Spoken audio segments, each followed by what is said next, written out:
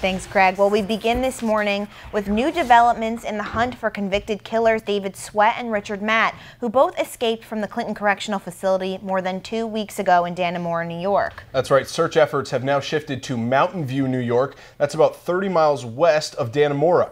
Acting Franklin County District Attorney Glenn McNeil tells reporters that a person had been seen fleeing from a hunting camp in that area. Plus, CBS News has confirmed through a law enforcement source that investigators have a DNA match linking the escaped convicts to the Saranac Lake area of New York State within the last 24 hours. DNA matching the escapees was found on an item of clothing in a cabin recently broken into. New York State Police will hold a press conference at noon in Katyville with an update on the search efforts.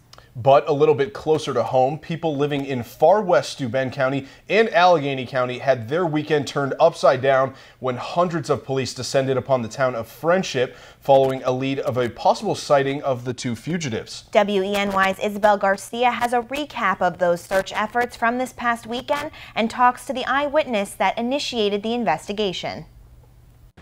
More than 300 local, state, and federal law enforcement officials from various units swarmed the town of Friendship beginning Saturday to search for the escaped convicts.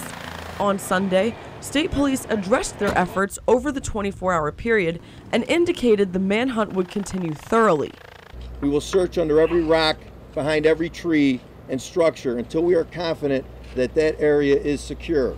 Within hours after the press conference ended, police presence quickly changed in town. During the two-day search, little updates were given and information was unable to be confirmed, leaving local residents feeling concerned.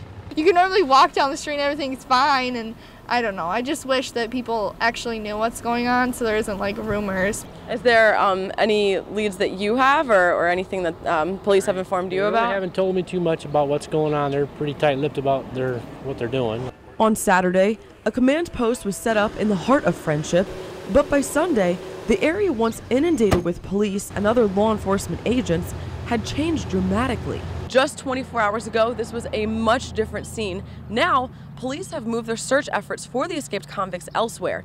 Just a short time ago, we had the chance to talk to the eyewitness that sparked the whole thing.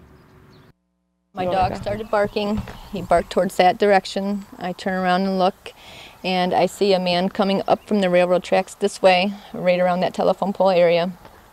He had reddish-brown, scruffy beard, real scruffy everywhere else, looked real dirty. He immediately turned around, pulled up his hoodie. He had a dark blue hoodie on. I only seen one person at first. As he turned around and pulled up his hoodie, I seen the back of another person, which was a slightly bigger build, dark hair, black t-shirt. And they immediately just went right back down the railroad tracks. I called for the dog, got my phone, and called for 911. Right before speaking with Brandy, police had already begun to search elsewhere.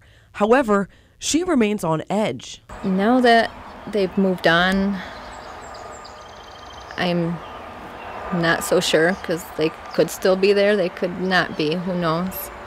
I know I have a loaded .30-06 on the kitchen table, and it'll probably stay that way for a while.